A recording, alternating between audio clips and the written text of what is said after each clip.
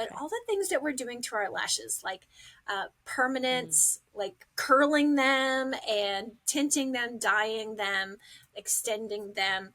It's all chemicals that are really should not be up close and personal to your eyeballs. So I would avoid that. Getting on a regimen that is clean makeup will actually, things that can nourish your lashes will actually allow them to grow longer and stronger.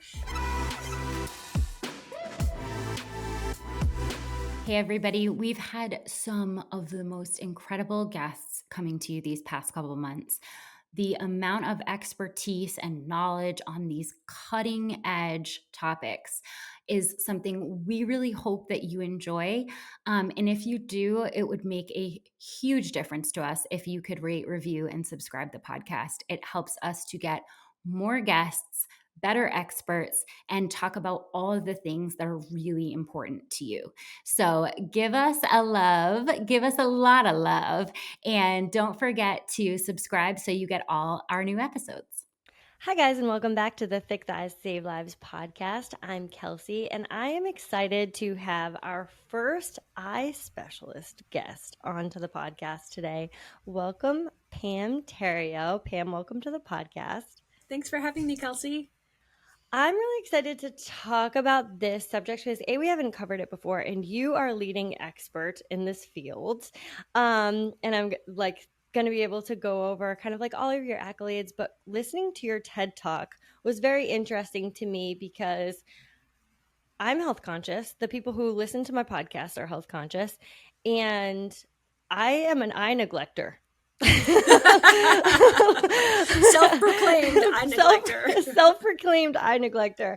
And as I started listening to your podcast, I was like, I wonder what drove her to this. Or as I started listening to your TED Talk, I was wondering what drove you to kind of this eye obsession. Because I do feel like it's like we use our eyes obviously so much, but we seem to neglect this. So can you tell us a little bit about how you became kind of obsessed with vision and helping others? Well, absolutely. So I am an eye doctor, so I'm an optometrist by trade, and I got very interested into treating dry eyes or the diseases that happen on the front surface of our eyes probably 15 years ago. My husband and I, he was in the military, and we moved to Albuquerque, New Mexico, where you have the high desert. So you have altitude and dryness. It was the first time I'd really lived in the desert. And I was wearing contact lenses and training for a marathon. So it was like the sweet spot of like Everything all of the together. things, right? And my eyes were so dry that I couldn't wear my contact lenses at work, or I'd be peeling them off of my eyes by noon. My makeup was running down my face. I mean, just like I felt like a hot mess while I was at work and supposedly the expert, right? And at that point, I was like, well, if I can't even make it right for myself, how am I going to show my patients how to do this?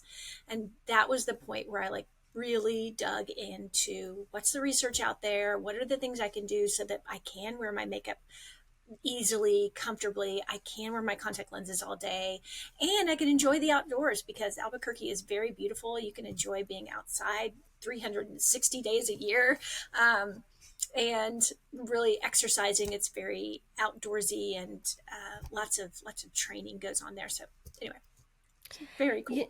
You know, I love how that ties right in because a lot of what we talk about on our podcast is like the ability to live your life limitless and how health is so important, and just like maintaining like a good like healthy body in order to do the things that you love.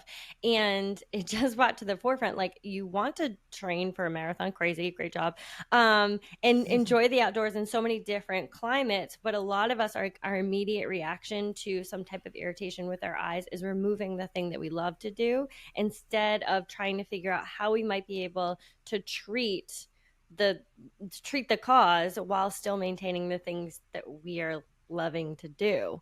Because like our knee-jerk reaction will be like, well, I guess I can't train outside in this climate, but you were like, no I can figure out some ways around this. Exactly. And my first one was, well, I guess I won't wear contact lenses while I'm training. But there's so much new technology, so many things, even the dry eye space, but in contact lenses that have made them so much more comfortable in the past 15 years that you don't have to give up doing the things that you love.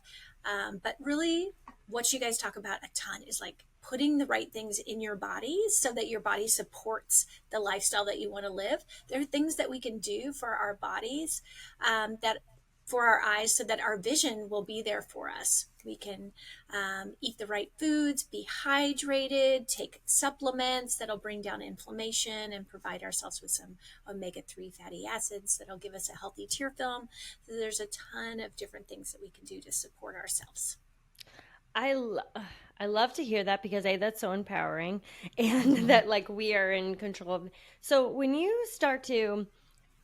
we're experiencing symptoms like dry eyes, is that do we have like things that we can immediately point to that might be like a nutrition deficiency that we're seeing that dry eyes might be a symptom of?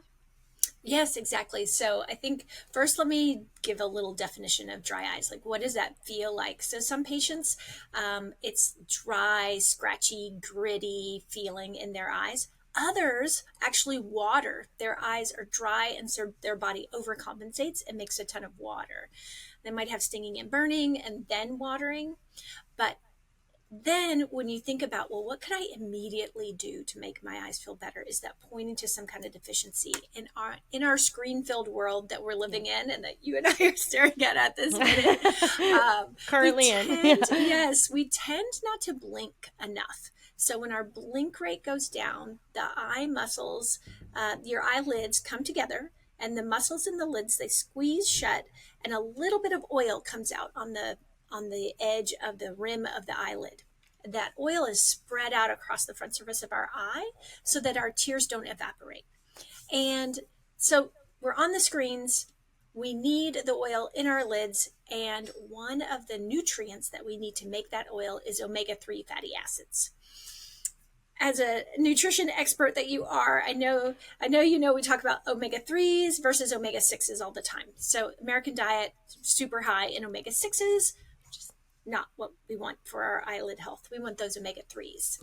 Um, so encouraging my patients, your listeners, to eat fatty fishes, walnuts, things that are high in omega-3s is great, but also taking a supplement because we can't eat salmon every night of the Every week. day.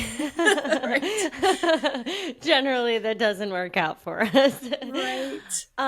That's very interesting. I didn't make that connection. Obviously, omega-3s are like a big like we're just commonly deficient in it. Do you think that so with the introduction of screens and people being on screens longer throughout the day, I mean, we think about just like our computers, our lights, whatever, and then our phones a lot of times at night, or then if we're not on our phones, we're probably looking at the TV. Television, right?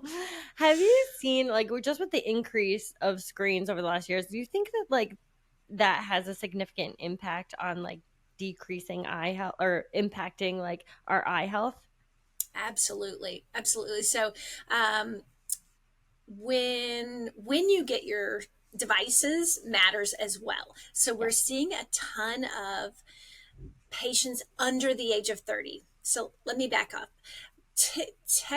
Typically in the last decades, dry eye was always a problem of females over the age of 40. So Mm, perimenopausal, postmenopausal women, we have these hormonal changes. yep. We make less fluids in our body. Our eyes get dry. So it was typically female. It was typically 40 plus that had dry eye. And if you look at the demographic of our dry eye patients over the age of 40, it's like 75% female. If you look at Oh patients wow. under the age of 30, though, it is split now 50-50 male to female. And that is due to our digital device use. So we can actually we can look at the oil glands inside the lids and measure the length of them. We can also look at the function of them. And we didn't have this technology even 5 years ago.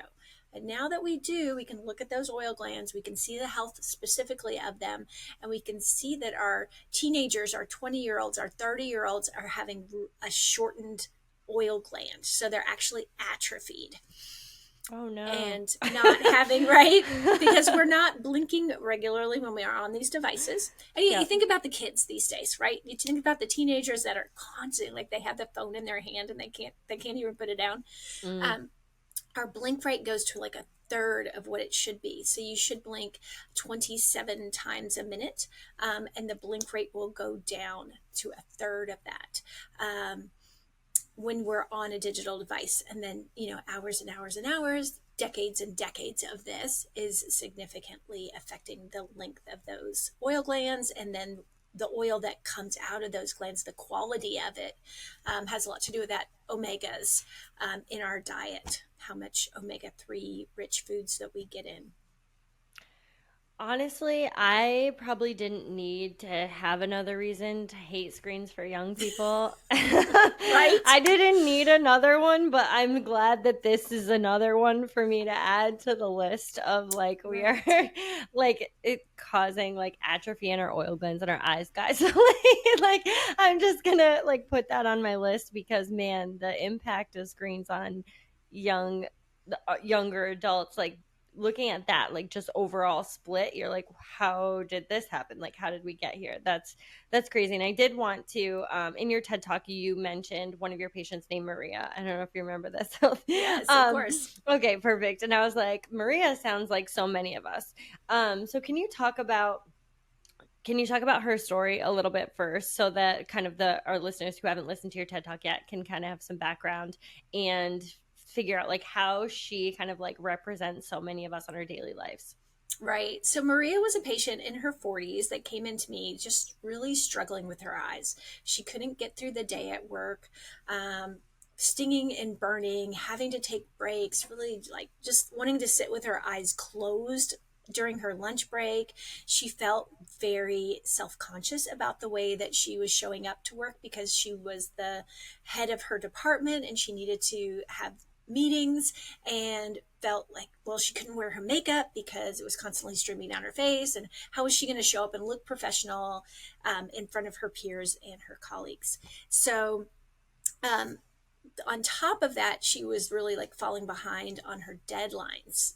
So what we did is realizing that she could support herself by preparing, number one, preparing her workspace. So we came up with a three-prong approach, which started prepare, perform, and preserve, the three prongs. So getting her set up at her desk, like what would be best. She needs to be a whole arm's length away from the screen so that she could touch the screen, but not any closer than that, in a downward gaze, having the right glasses so that she's seeing comfortably, and maybe even having a humidifier at her desk so she's getting some moist air blowing at her, making sure there aren't any fans or any vents blowing straight onto her face at any point that could be additionally drying her out. Then, during work, this is the perform phase. When you're out there running a marathon, you need to hydrate, right? Like, even though you're not Mm-hmm. stopping and having a meal, athletes are figuring out how they can support their bodies through that performance space. So Mm-hmm. maybe you're not stopping, but you're putting in some artificial tears, taking a quick break to blink your eyes or squeeze them shut throughout the day, exercising those eyelids and getting them to work. And then at the end of the day, really preserving your eyes by taking that nutritional supplement, making sure you're getting all of your makeup off of your eyes so that when you go to sleep, there's nowhere for that bacteria to hover and hide on your lids and cause inflammation. And doing a warm compress at the end of the day can be very soothing to the eyes. So having a warm compress that'll loosen those oils in the lids, get them flowing again on the front surface of the eyes. Those were the things that we came up with, to really support Maria so that her vision was clear throughout the workday. um I see. I love those because oftentimes when we have an issue, we want this like just like one secret overhaul, even though we're doing practices throughout the day that are just affecting our overall lives. Like I know people with a lot of back pain. I'm like, well, you're sitting for 9 hours in this like crunched up like Computer. position where it's like just typing on these little things and your like shoulders are crunched up and you're wondering like why you have so much back pain and like have limited core strength because we're really like we're not supporting our bodies in a way that we're able to kind of like sit up straight. I have a standing desk like this. But from there, then it goes to like, well, what kind of shoes you're wearing. So it's like a compound effect, which I just immediately related to me when it comes to like what adjustments can you make with your screens during the day that you're doing all the time. Like these are so frequent. Like you're looking at your screen for hours. How can we adjust like the height of the screen? How can we adjust like what the fans are doing around you? Humidifier, I think, was an amazing suggestion. I'm like, I Mm-hmm. should put one near my desk because I'm like, like I Right? started with my son. I'm like, he needs a humidifier in his room when he got sick. He's 10 months old, and when he got sick, I'm like, well, why don't we all have humidifiers? I was like, Right. we were breathing better like all night. But that makes so much sense for thinking about like hydration in your eyes when you're just holding them open for so long. Um, so thank you. Those were already some great tips that I feel like anyone listening could pull away who works at a desk, Right. who could pull away from some of those just immediately. And in your TED Talk, you kind of said like, you urged people to pay more attention to their vision. Um, and as soon as you said that, I was like, I do take my sight for granted. And you mentioned more people are not going to the eye doctor, essentially. Is this affecting our eye health that we're just like absolutely neglecting it? Yeah, so absolutely. So if we take the flip side of that coin, when was the last time you went to the dentist? Right? That was within the last year for sure. Maybe even the last 6 months because we're taught early on that Yeah. number one, we need to brush our teeth twice a day and we need to go to the dentist twice a year. And so we go, we get our teeth cleaned, and we see the dentist on a regular basis. But whereas our teeth, if they all fell out tomorrow, you know what would happen? Nothing. We just get new ones, right? They would, I mean, it wouldn't be nothing, but you could replace them.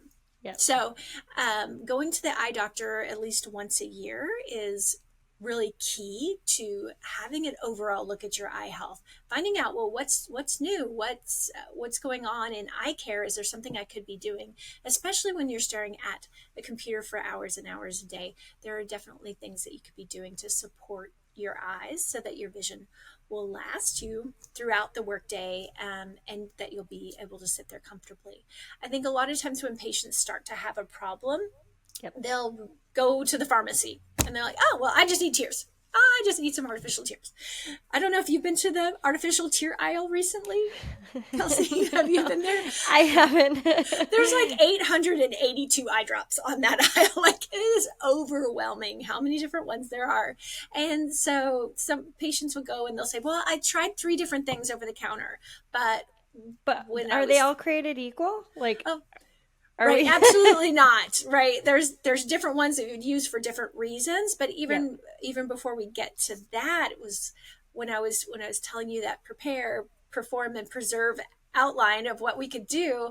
I only mentioned artificial tears once. I didn't say, oh, use this artificial tear in the morning and this one in the afternoon. No, we need warm compresses. We need to clean our lids and lashes, make sure all of our makeup, dirt, dust, debris is away from our eyes. Use a warm compress to help the oils come out. So it's really a full body. You wouldn't just brush your teeth once and say, oh, this toothpaste didn't work. Let me go get a different toothpaste. Well, you have a toothbrush, a toothpaste, a mouthwash, a floss, a water pick. Like we have all these things to use for our oral hygiene. And there are similar things that we can use for our ocular hygiene that most people don't know about. So That is my mission. Absolutely don't know about.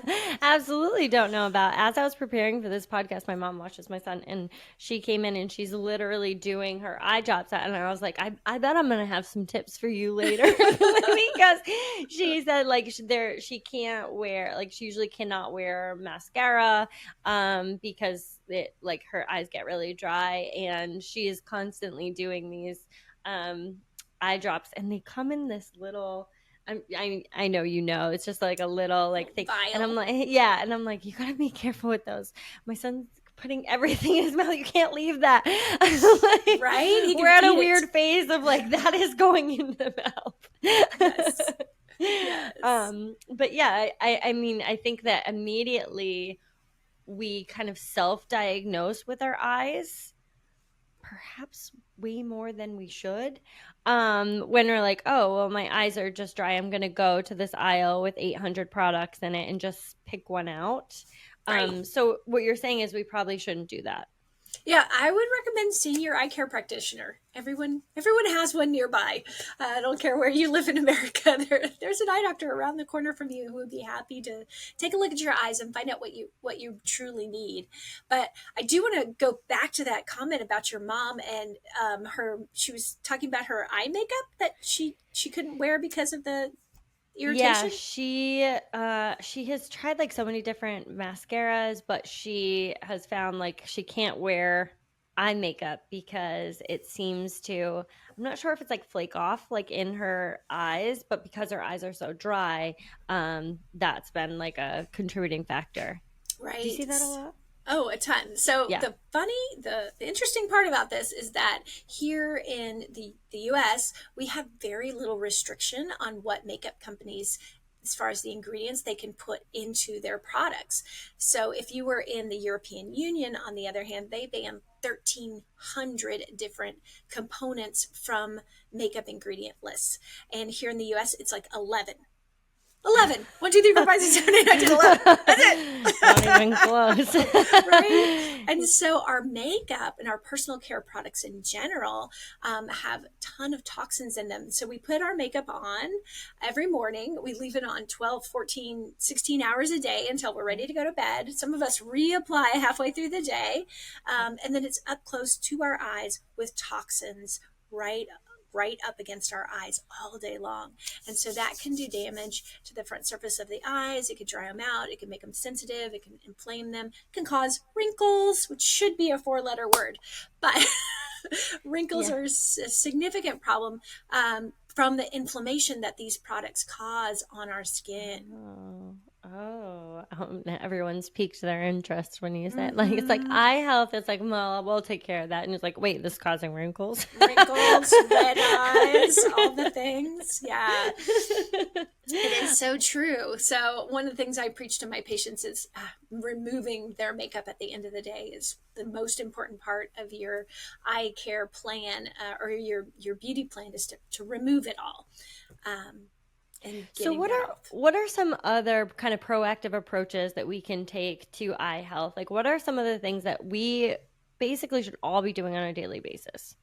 Right. If there were one thing that I would tell patients across the board to do, it would be to cleanse their lids and lashes every day. So even more important than hydrating the eyes with an artificial tear is really to get rid of dirt, dust, debris, pollen that are falling into your lids and lashes. And that's the purpose of our lashes and our eyelids, is to protect our eyes. So all sorts of stuff They're not just accumulates, glamorous. right? They're not just for looking good and maybe blinking at people. They are to protect the front surface of our eye. And if we keep them clean, just like we do our oral hygiene, our eye is a mucous membrane. So there's, a layer that could grow bacteria on it. So we need to remove all of that. And I'm not talking just use your soap, use your ivory dial baby shampoo. No, no, no, no. I want you to go to the store and get a specifically made for the eyelids cleanser so that we're not now putting another harsh cleanser on the lids and lashes, but actually, removing everything eye makeup wise and then cleansing that off is super important. Okay, so we should have a separate cleanser for our eyes. We're not just Yes. we're not just a general. Yes, we're not using Dove on our lids because the same thing. The you don't want to strip that skin barrier. The Yeah. oils that are around the lids are important to be there, to have a healthy surface of our eyes. And if we use something too strong, we really could strip the oils and break down that skin barrier. Quick interruption, guys. We are always talking about the importance of community to help you along your journey, to keep you motivated, to surround you with like-minded people. And we have a massive, massive community to do just that.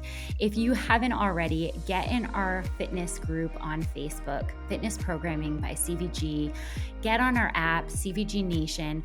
We've got hundreds of thousands of women on there who are just waiting to cheer you on. And we cannot wait to meet you. Get with us on our channels. We love to see you there.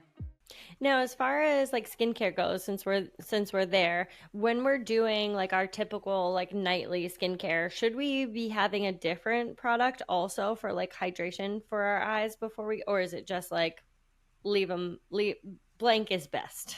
No, there's definitely some eye creams to put around to again increase the skin barrier, increase hydration around the eyes, and keep the skin plump, hydrated, happy, not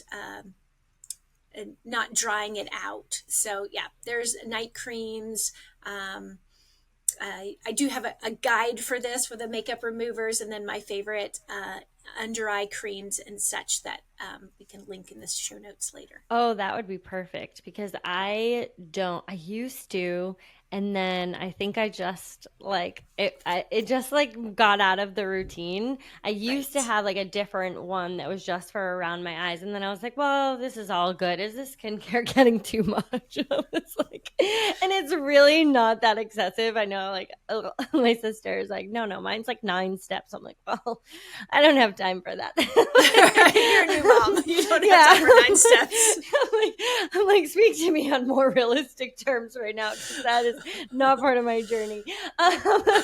But I kind of got away from it, but I do feel like you see like you kind of like even if you're just putting on your nightly cream, you kind of like avoid your eyes because it just feels like maybe this is not conducive to being like on my eyelids. So I kind of just like avoid them and then I'm like, well, maybe it needs its own cream. So I am going to Yes. check out your guide for the eye creams because I think that would be something I could add in. Good. I can prioritize that, I guess. So I want to kind of talk back to some nutritional things that we could do. What are kind of, I know we talked about our omega-3s being really imperative. What are some of the other kind of like nutritional advice almost that you would give to us that are going to protect our eye health or are going to be more proactive? The one that kind of like immediately pops into mind is like carrots. Like, maybe that was just like an old, is that true? So vitamin A is used by our retina. So that's where what connects our eyes to our brain. The retina is the film that the picture is made on, that signals go into the optic nerve and go to the brain, and then we see. So it's highly metabolic there, and it utilizes a lot of vitamin A. So, So there was some generally, truth to that. I felt like it was like an old, like your grandma said, like you gotta eat your carrots, or you're not gonna be able to see. And then I found myself, and I was like having my son.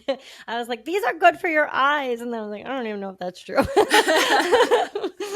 right? Yeah, Okay, there is so some truth to it. The nutrients that I recommend to my patients who are having dry, scratchy eyes, though, are usually anti-inflammatories. So vitamin C and turmeric are very good to bring down inflammation on and around the eyes. And there's some new supplements that have come out that are really helping patients to make better quality tears that include these anti-inflammatories.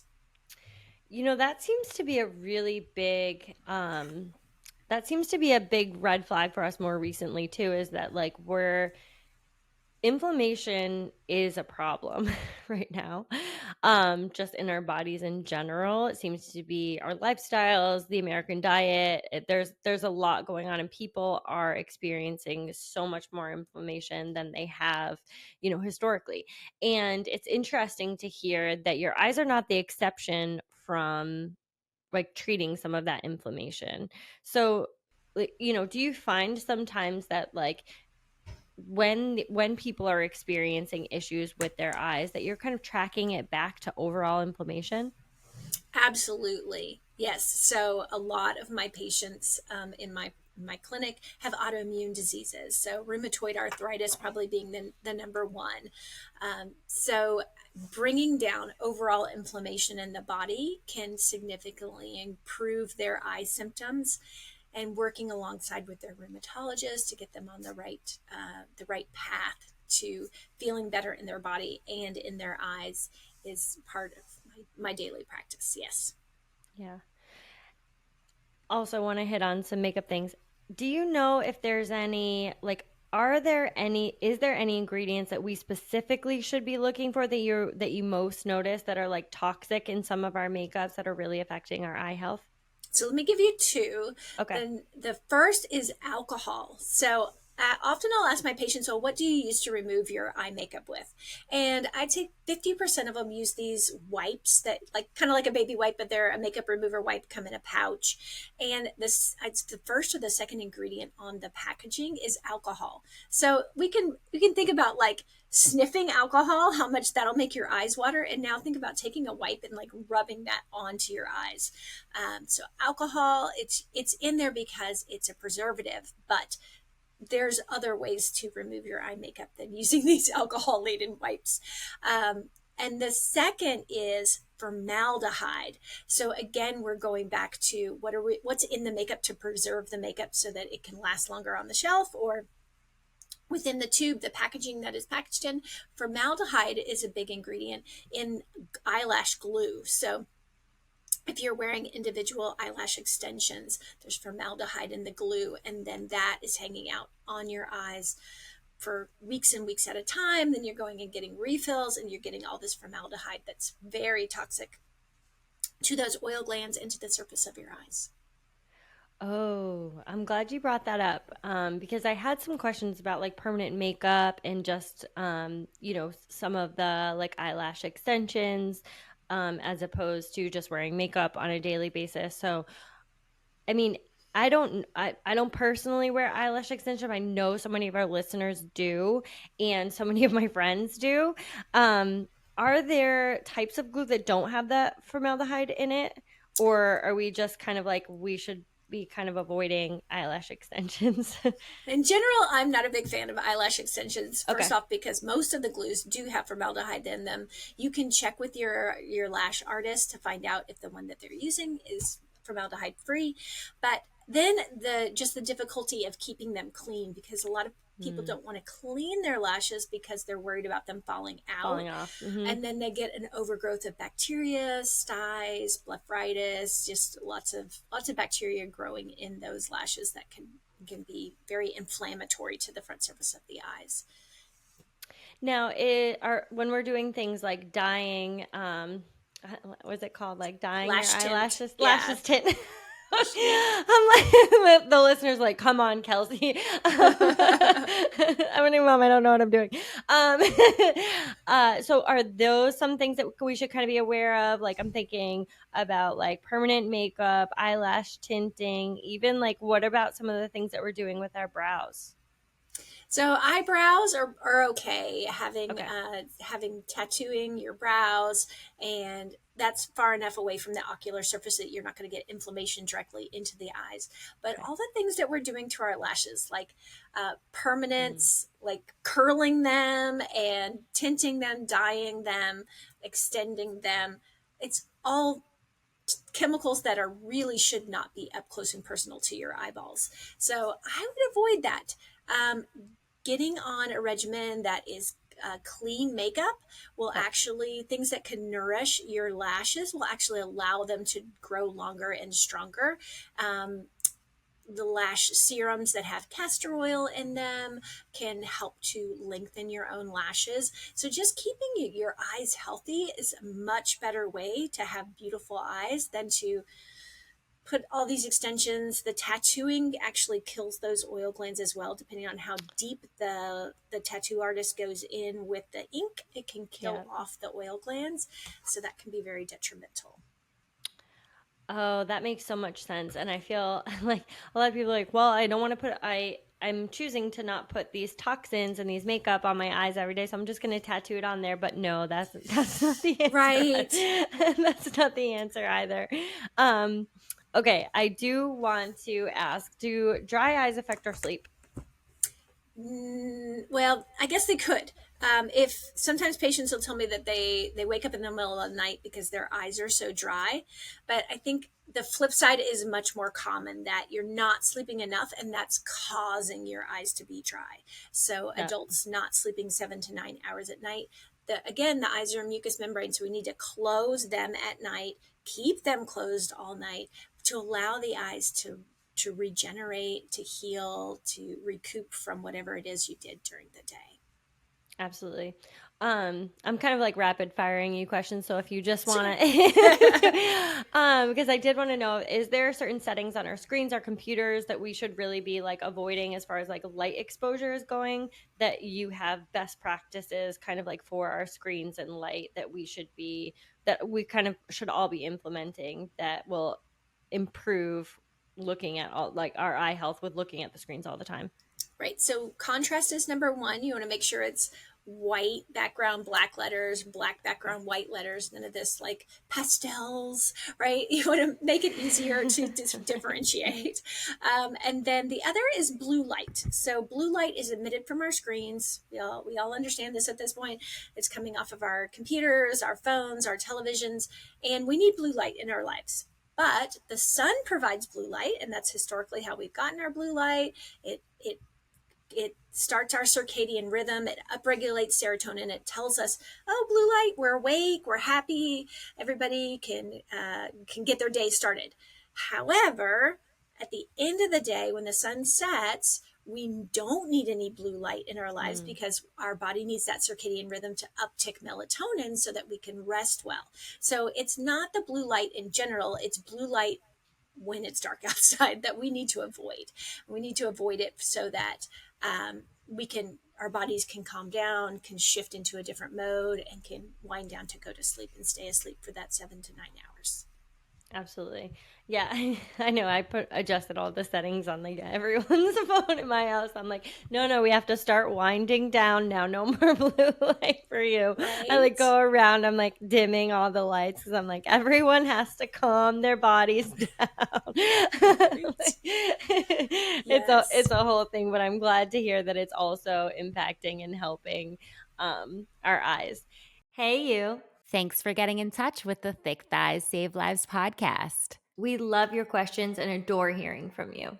Leave us a hello, A burning question, feedback. or anything else you want to share with us on the podcast.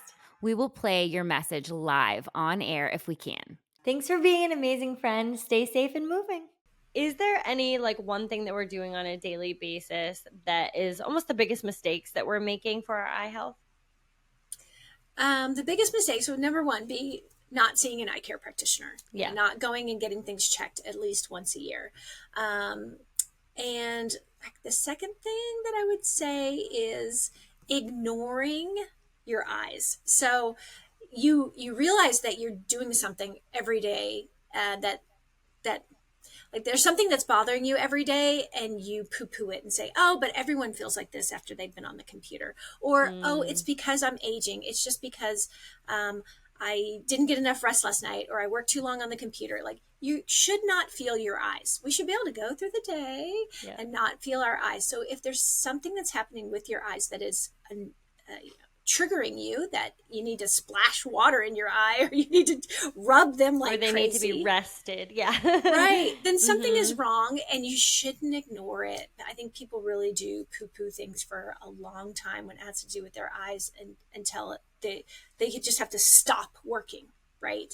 Yeah. And then they're like, okay, now I should go. Whereas they've really been like babying themselves or sweeping it under the rug for months to years, and they could have gotten it taken care of a lot sooner. Yeah, I I hear that. It's always this like one major event that then we like blame it on this one thing. I tell everyone like we take like 15 shots of tequila and have one beer and then blame it on the beer. And not the 15 shots that like you had a lot of warning signs before this like giant event happened that we just were like no, no, no, that like maybe if we stopped at 4 we wouldn't have gotten there.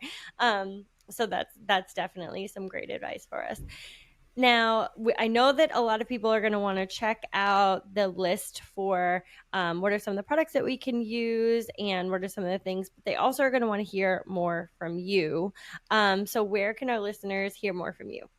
Absolutely. Well, my website is the best. It's my name, www.pamtheriot, which is spelled the riot, pamtheriot.com. Love that. From there, you can download the makeup guide is pamtheriot.com/remover, and my TEDx guide that goes over the things that you can do to work on your screens is pamtheriot.com/TEDx. And everything is all lowercase. So you can download those guides and start working on your eyes, and so that your vision will last you a lifetime. That's amazing. Thank you so much. I know that I need the remove whatever you're suggesting for remover because I know I was the towelette person and then I was like water will do. Right. And then Nope. I was like, I don't know, neither of those things now that I'm looking at it seem like they were the best idea. But I kind of felt like when I was using the towelettes, I was just kind of like scraping at my eyes and just like rubbing them too hard that I was like, you know what, never mind. Yes. So I have all the best removers on that list, and I break them Fabulous. down into like, is your skin dry? Is your skin oily? Use this, use that. So Oh, perfect. you'll love Because it. we're not, our skin is not all the same, guys. We're all just like going to these, like, our eyes aren't the same. We're going to get just like any of the drops, any of the skin. Like, there definitely is. I'm glad you said that because there's definitely like a segment for like, we are kind of coming at this from different angles. Like, maybe some of us have some dry skin, maybe our oily combination. Like, there should be some different things that we're using for like our unique skin and our unique eyes. There you go. But that's awesome. Thank you so much for coming on. And I know that our listeners can check out any of that. Guys, don't worry if you didn't write it down. It's all in the show notes so that you can just easily click on Pam and find some of these guides for yourself. And thank you so much for coming on for us. Thanks for having me. It was lots of fun.